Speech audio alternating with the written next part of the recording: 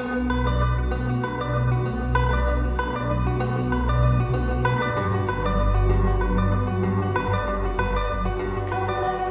and gentlemen, thanks for joining us. We're going to now hand over to Bates and Miranda, and they're going to tell you all about that adventure in West Acre, starting Duration Brewing. Cool. Bates is just putting his sniffs in.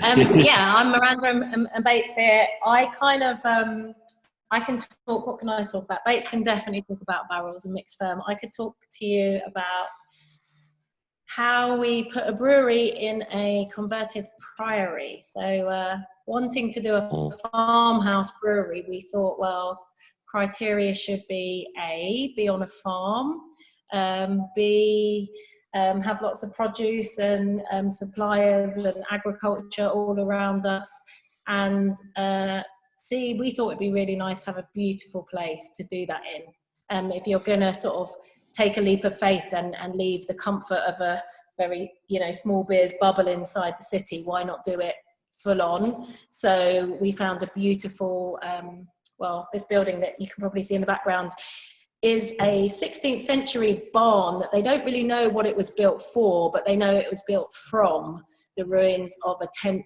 11th century priory, probably one that Henry VIII got a bit narky about and had to down. And it's just a little bit of the way over from Castleacre out in east of England, in Norfolk. And so we found the site first, and Bates has had this vision for a brewery in his head for a very long time, having worked for small and medium-sized producers both in the States and in the UK. So we thought, well, this place has beautiful established hardwood trees. There's a river that runs nearby that we can tap off the water from. Norfolk has a yeast bank that we can tap into, and of course, all this beautiful barley grows around here, and lots of producers making lots of other crops as well. So we took a bit of a undertaking and decided, yeah, we're going to go for this building, and then built around that. So we had the plan for the beers we wanted to make, and we wanted to do a lot of mixed ferment beers. But in order to do that, we also knew we'd have to have a clean offering. RAF. And we just kept coming back to this building, looking at it, talking about it, and all the while we were setting ourselves up as nomadic brewers, somewhat by accident, sort of. So we were brewing with a lot of our brewing friends and people that knew of Bates from his time at Brew by Numbers, while we were putting together a plan. And because we were rural, we were able to get some grant funding, and yeah, we put spades in the ground probably 2018 October-ish time, end of October, and then we did our first brews about a year later, and launched our first beers in December. And because we do want to do this whole wild side of things, we put in a very high-end piece of equipment and put a Braucon brewery in, and we wanted to sort of come out at a medium size for a startup. And start producing clean beers first, which is what we've been doing. Bates, do you want to add to that?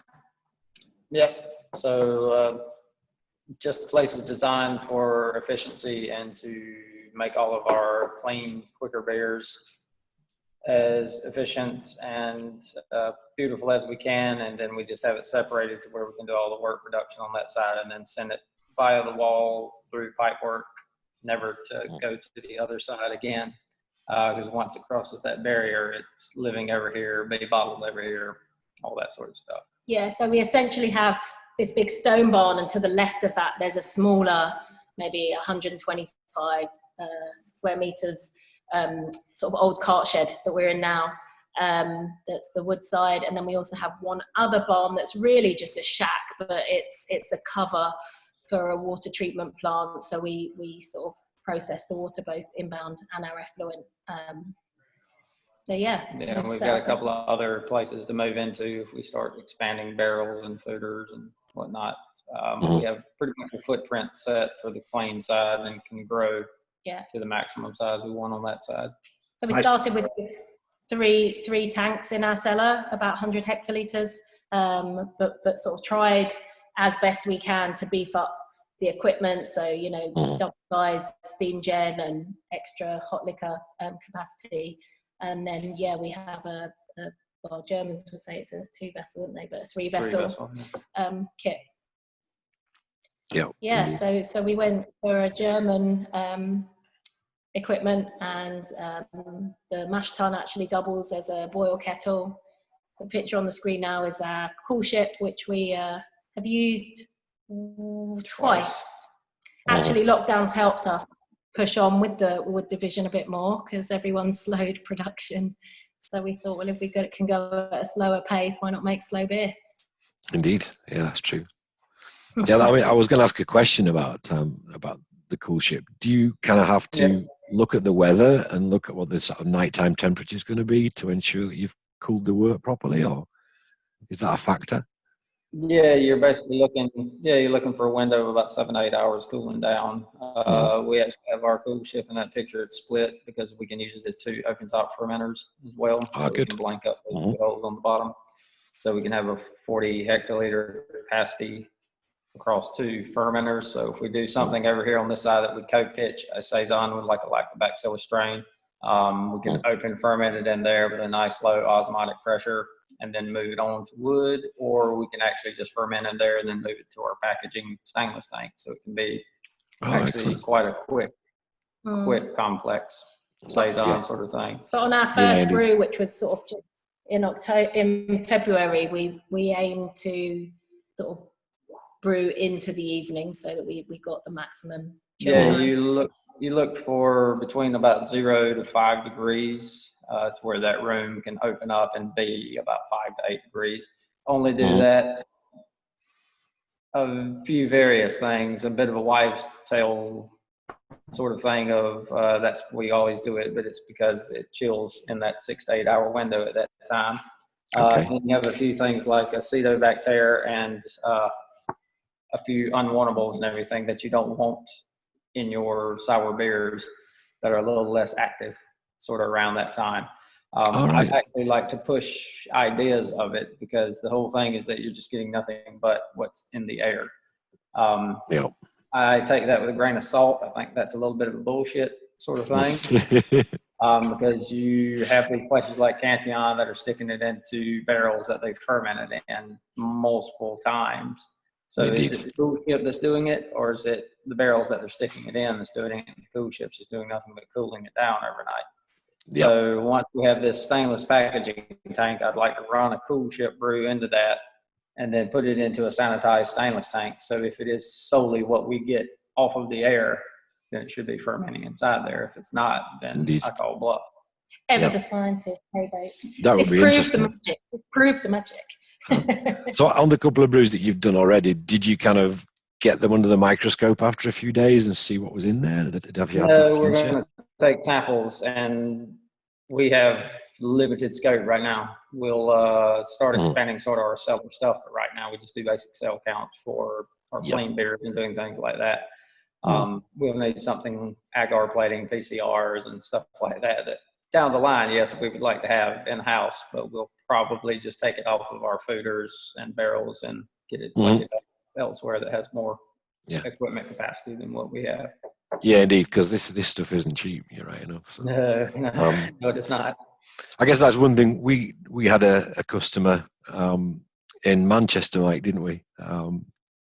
Charlton Brewery. And, yes. He had his own kind of mixed culture that he kept going for about maybe 5 or 6 years, and he didn't really know what was in there, but he knew it made a really pleasant beer, and I guess you're going to get the microflora and it'll change from year to year, from the time of year and so on. I suppose you're just going to get a slightly different taste every time, and then you introduce the wood and the barrels, and that's going to bring another range of microflora as well. Do you plan on using fruit maybe like the Belgians do to make if we could use locally. Right now we've got on the estate, there's about 6 acres total of blueberries being grown. They're working on other fruit harvesting. There's a small orchard over towards Norwich that grow a thing called medlar fruits, which are medieval, they call them a dog's ass. That's right. Yes, you know, yeah.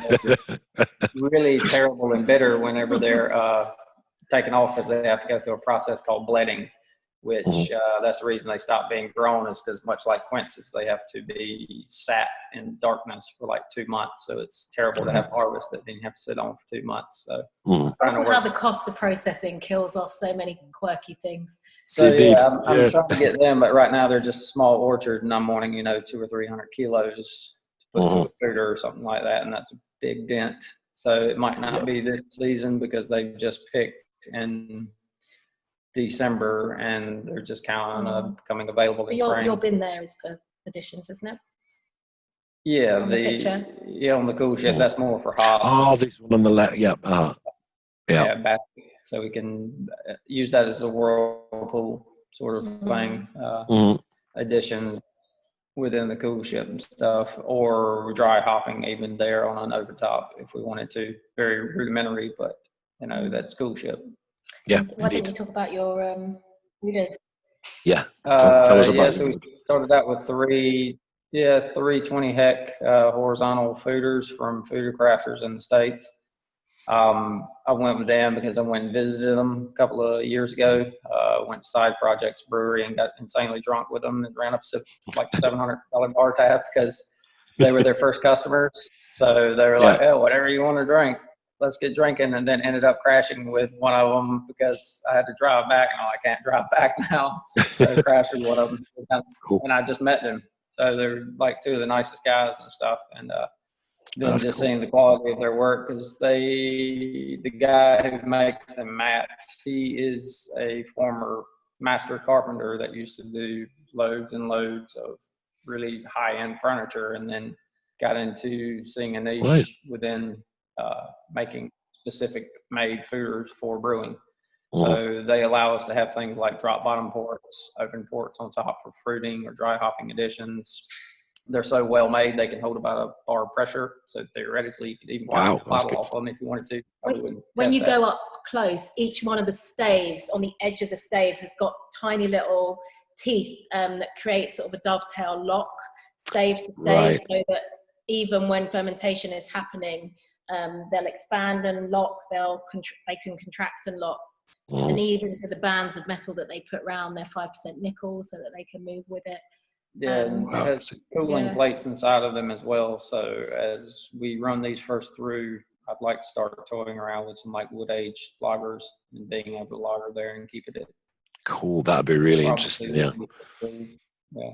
So very much like old boys over there in Czechoslovakia and stuff like that. So they're very old school. Yeah, indeed. We're not probably about 2 or 3 weeks from harvesting the Hannah malt. So Hannah was the first ever malt used in Pilsen to make a Pilsner. And so we brought that back similar to the Chevalier. And I think we sold about 3.5 ton of it last year because that's all we had. But this year we're hoping to get maybe 60 tons, Mike, was it? Something like that. So I'll drop you a line in a few weeks then. Yeah, so quite like Bob was in the fields, I think not yesterday, the day before. It was yesterday. And he said it's looking good. All right, cool. Yeah. That's excellent. So yeah, that's going to be exciting. And that kind of thing, it will give it that level of authenticity then, like if you're talking about the Czech Republic. I'd love to get some floor malt in there too, but it's a long way to go. Even things that people don't think about being mixed firm, but like if we could Coolship and with our lager let it chill down, put a lager yeast in there.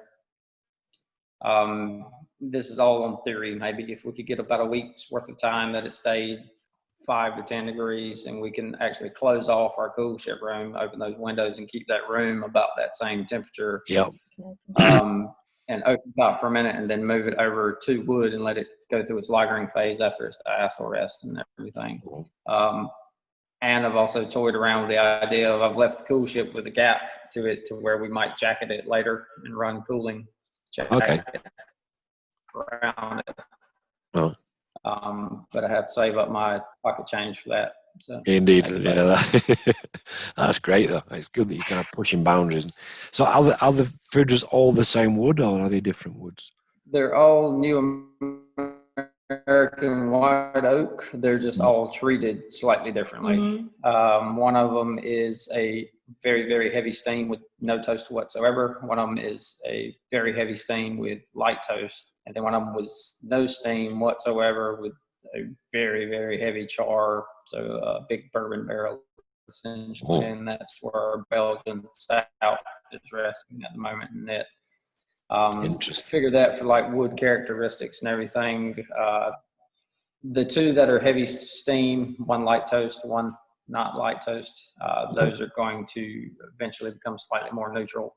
That one with the heavy char is probably going to stay very robust, at least for the next 3 to 4 years before we see neutrality out of it. You know, any beer that goes in there is going to be resting for at least about a year. Like that one, indeed. we're not planning on. We just moved about 2-3 weeks ago and probably packing about the same time next year. Wow, that's commitment. That's it's just age. You can't. It just adds so much, doesn't it? It's fascinating. Can't beat time. Too late. You can if you put plate chillers inside your Foeders baits. Yeah, that's a little bit. Yeah, just accelerate things a wee bit.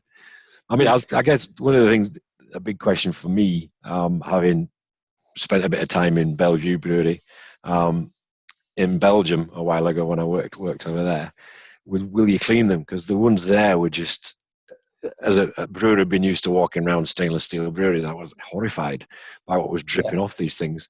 Will you clean them, or will you let the microflora build up in there? Probably quasi build up, because we're just looking kind of Solera sort of thing, at least for a while.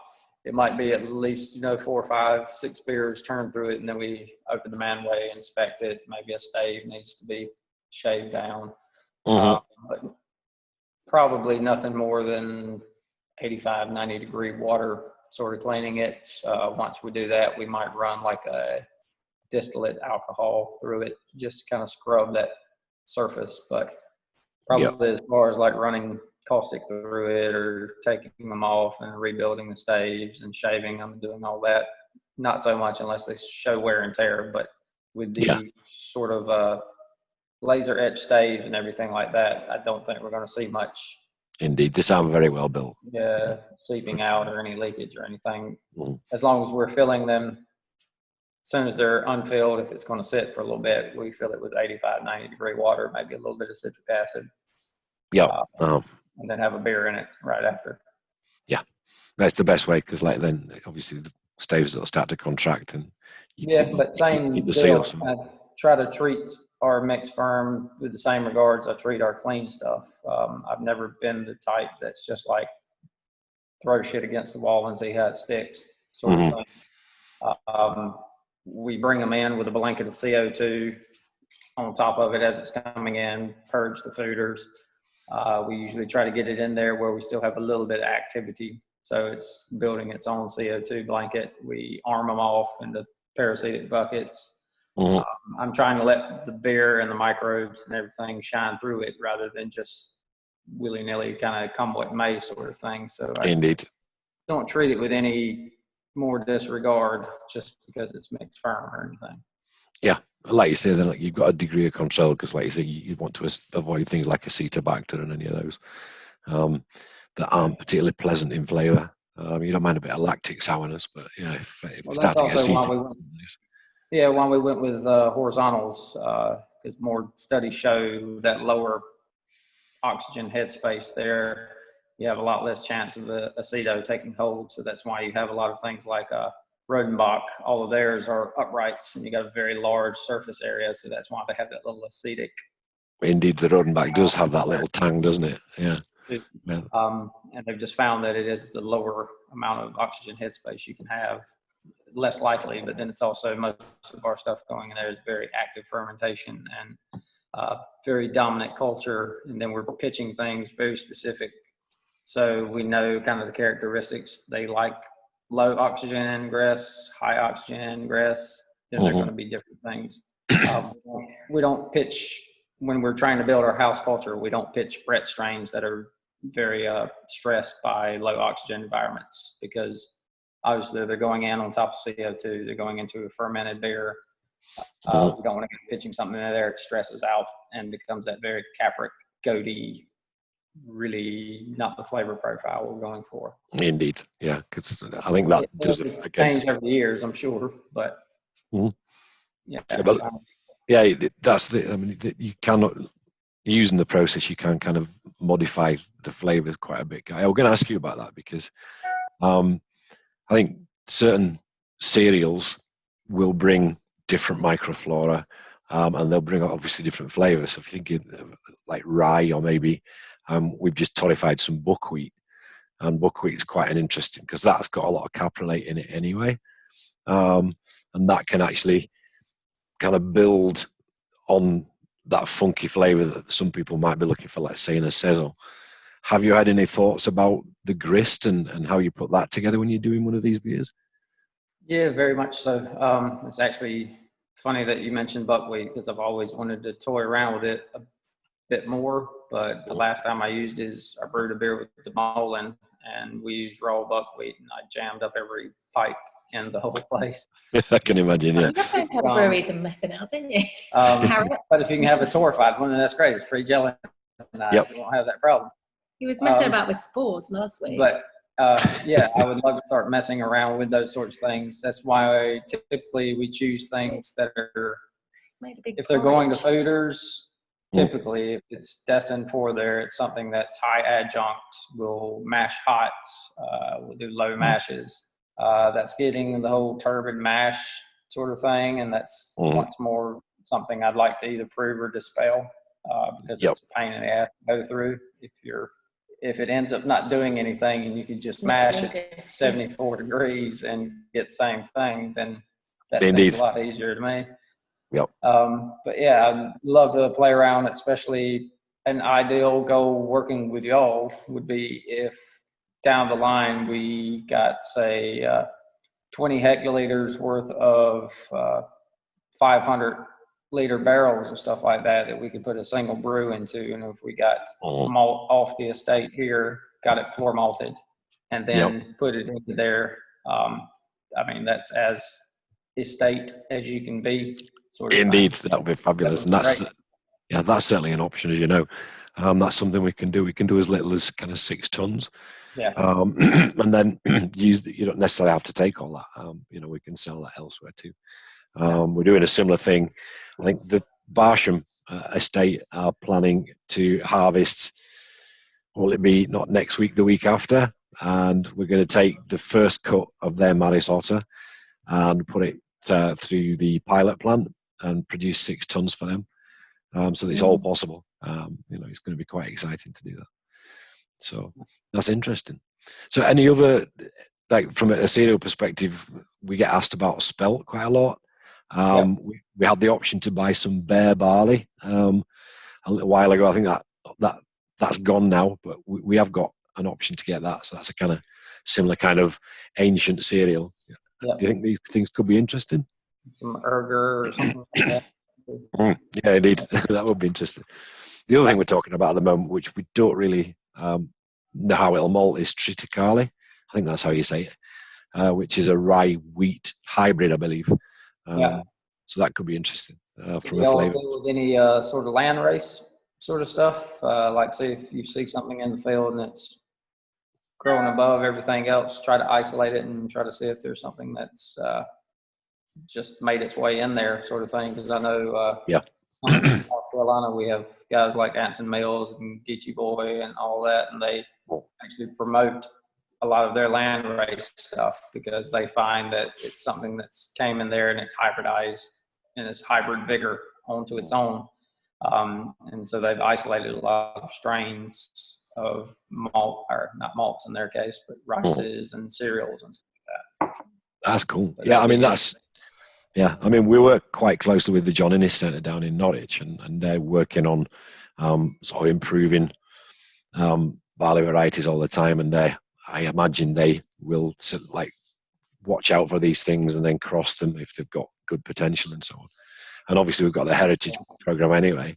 But that would be interesting, wouldn't it? Because particularly if you got it off the estate for you guys, it could be something that was completely unique to that terroir.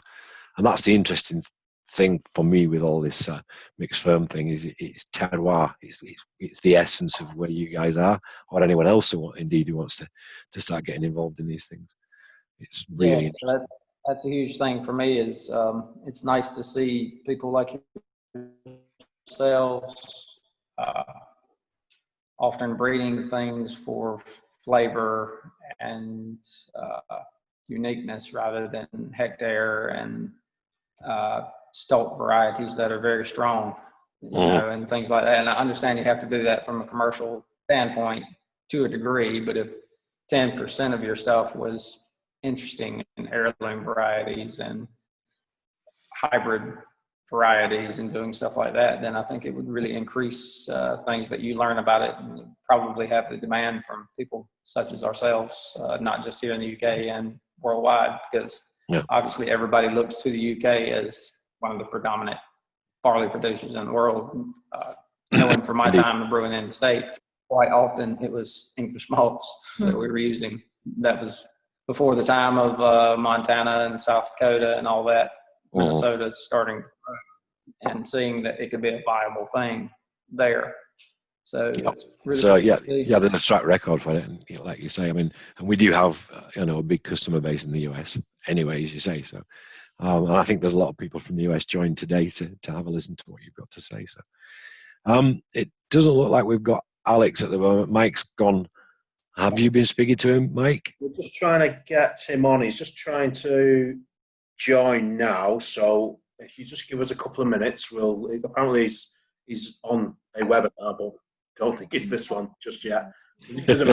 We'll continue. Right. Cool. Yeah, wow, indeed. that was one of the last times we packaged kegs. Yeah. They look so funny. Look at that. I know. It's been funny times, hasn't it? That's for sure. So yeah, we're really thankful that we opened when we did. I think if we'd even opened maybe a month or two later, it would have been pretty dire. And then we did put a nice start to finish kit in so that we were able to be quite self-contained. Yeah, and the beauty, like having the can line there as well, which was good. That landed just in time, which is great, because then at least you can keep packaging and get stuff out there. So, would you ever kind of think about bottle going forward? The sort of 750ml sharing size bottles or anything, or is that everything that's on this side, or I say everything, at least in the beginning, will be going to bottle. I'm shopping bottling lines right now because we need something that has longevity but is slightly mobile, just so we can move it in around the foeders and packing and stuff like that. Yeah. I think it'd be really nice to do like a 475 kind of bottle as well, 375 kind of bottle. So it's just drinkable and get a 4-pack. So to not, I think the risk is with a bigger bottle is people feel it as very precious and. Yeah, and it ends up just saying that. He's like having a nice bottle of scotch, isn't it? It's like a 15-year-old. You want to see it. Should I really open it?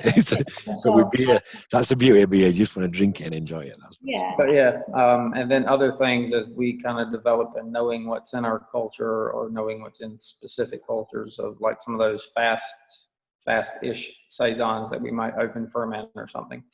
If we could test it and know exactly what's in there. I'm not one of these people that are, you're going to put it in a can, aren't you? Brett's not the big bad boogeyman. Like, indeed, we've got chemicals. We can run it through the canning line. Our canning line is built for the fact that we can run it at 90 degrees with hot caustic, chlorinated caustic, everything like that. I mean, excellent. So you know what it is and all that sort of stuff.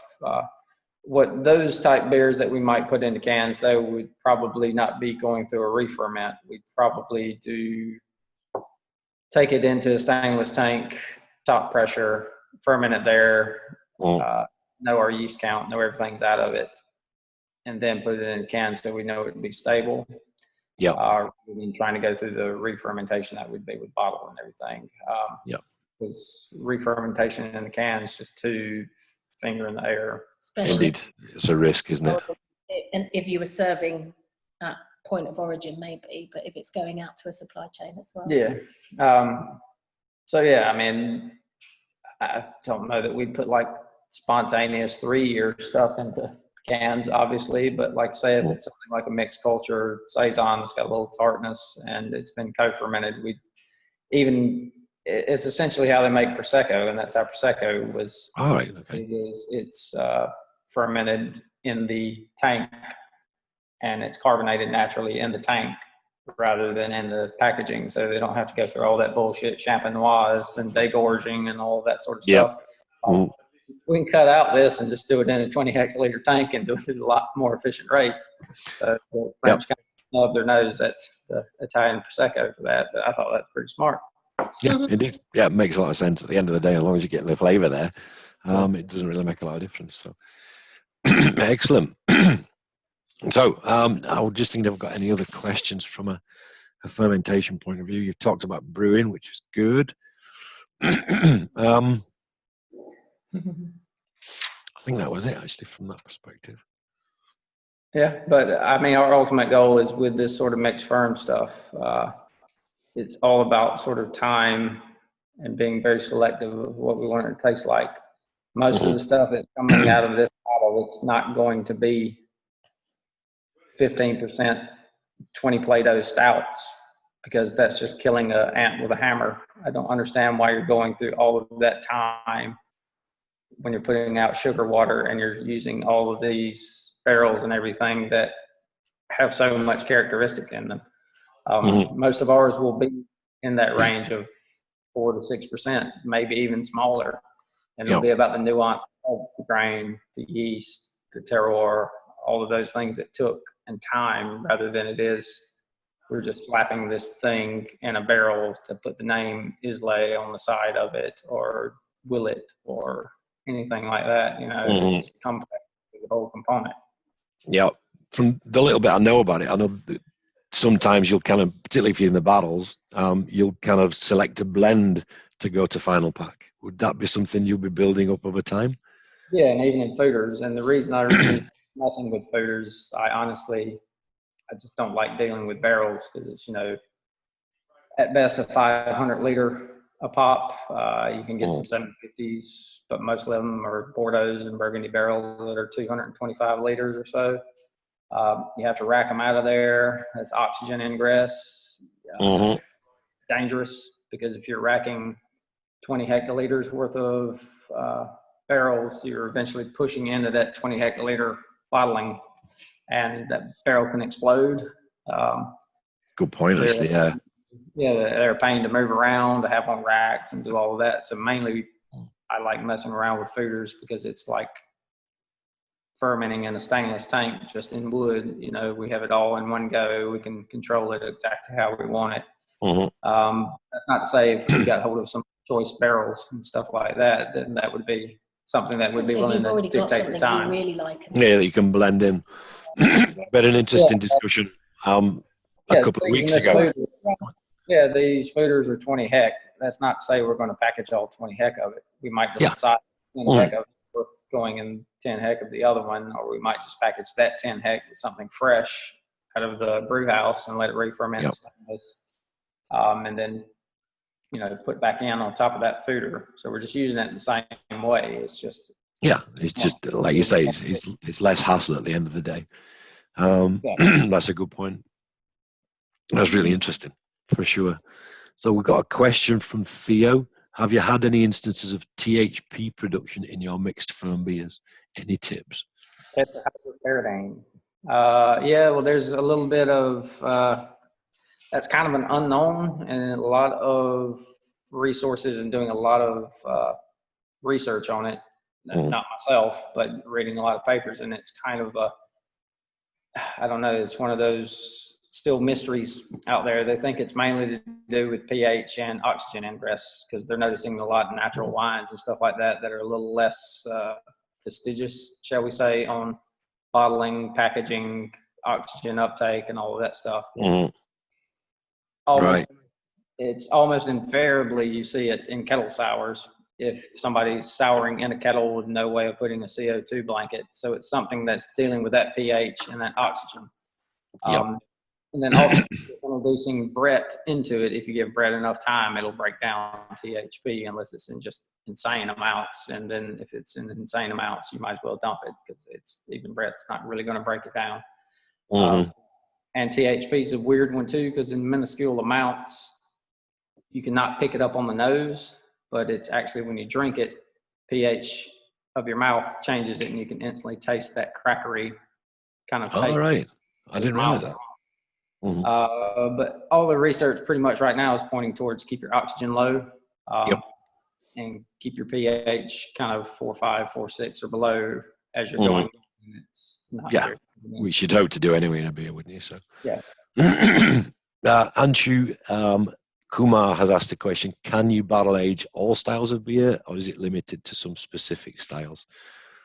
Let's say you can barrel age thing. Technically, whether it's good or not out the other end is a whole different kettle of fish. But if you're just taking beer that was subpar and you're putting into a barrel, you're already failing. Because if you didn't think about it from beginning to end, if I'm making this beer designed to go into that barrel, that's what your ultimate sort of goal should be with it.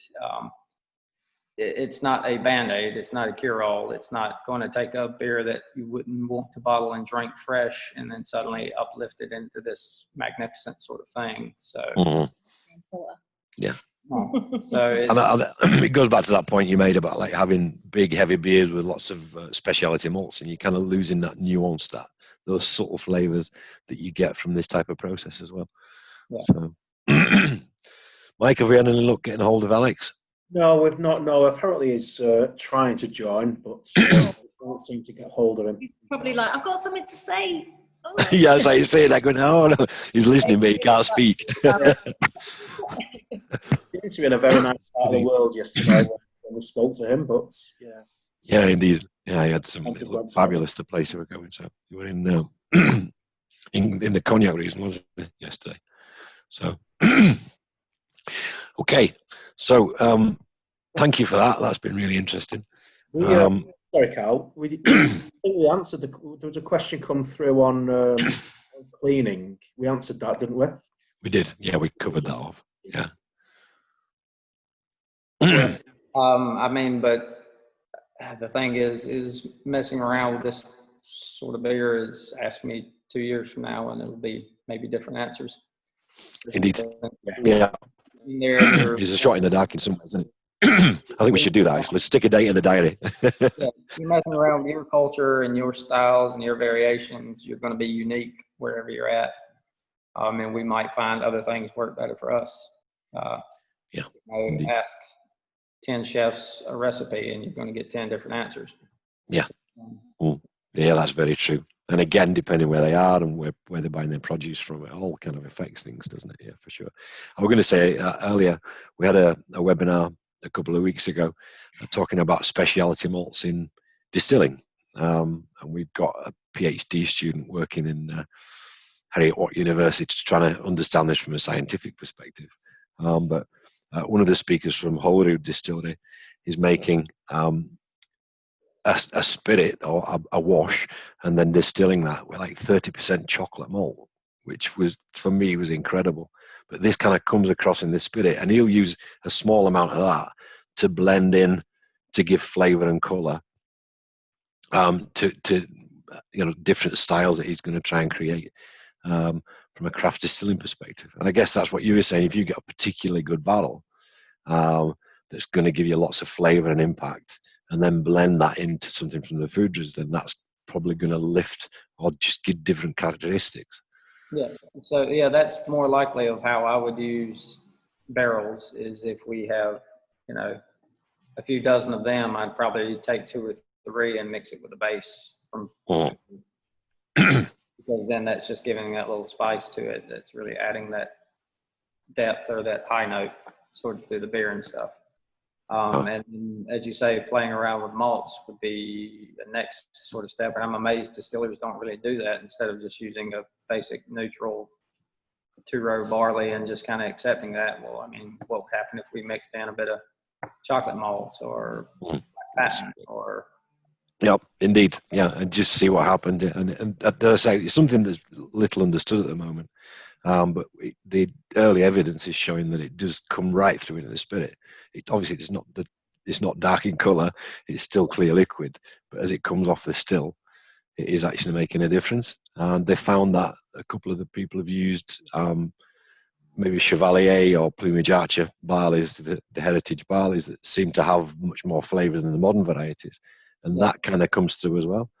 So Well, all these things are learnings for everyone, I guess, because we're all fermenting. So there's a lot of work to be done for I think more brewers need to take more interest in malts. Because right now, you ask any brewer and they can tell you the parentage and heritage and alpha acids of any hop that you want, but yeah, they indeed. won't be able to discuss, free amino acids and moisture content, friability, things like that. And it's like, well, shit, that's 80% of your beer right there, and you're just kind of tucking it to the wayside, sort of thing. And there's so much more room for learning in that side.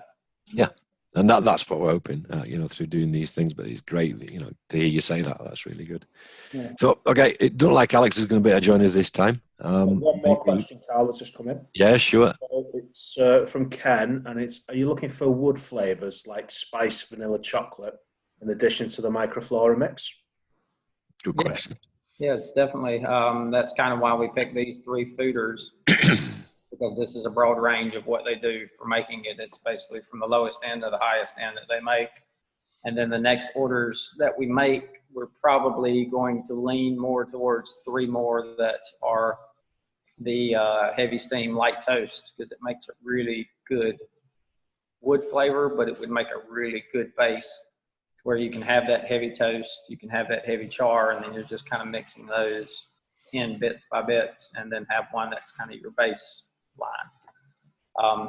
But yeah, and then other things, we get freshly dumped armagnac, bourbons, cognacs, things like that, that basically dictate a lot of flavor in there. And if you come across any cognac, not cognac, if you come across any armagnac barrels. Armagnac barrels. Yeah. Well, maybe if Alex is listening but he can't join, I'm sure he'll be able to help us out on that. And if anyone wants to read a little bit about, the profiles of each barrel that we specified, it's up on our blog. We've got a bedrock blog that covers water, wood, metal and stone, talking you through the design of the brew house. Oh, that's cool. Yeah, I'll have to have a look at that. That sounds really interesting. Okay, so just a comment there from Dave Gardner. He's saying that they've been putting chocolate and black in their single malt whiskies, and also Munich, which all came through and turned out great. So I love Munich. more learnings. Reaching out to you in the next couple of weeks, because we're going to make Märzen beer for September. So okay, Munich, Vienna, a big lot of it. Yep. So I can that Märzen beer that flies off the shelves. Yep. Cool. That sounds great. Yeah, we'll certainly have it. Yeah, for sure. Well, listen, Miranda Bates, thanks ever so much for your time, and it's been really good and really enlightening to listen to you and share your journey. Thank you very much. And thank you everyone else for joining.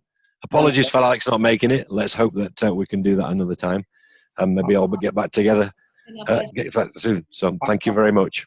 Carl, thank you. Okay, all the best.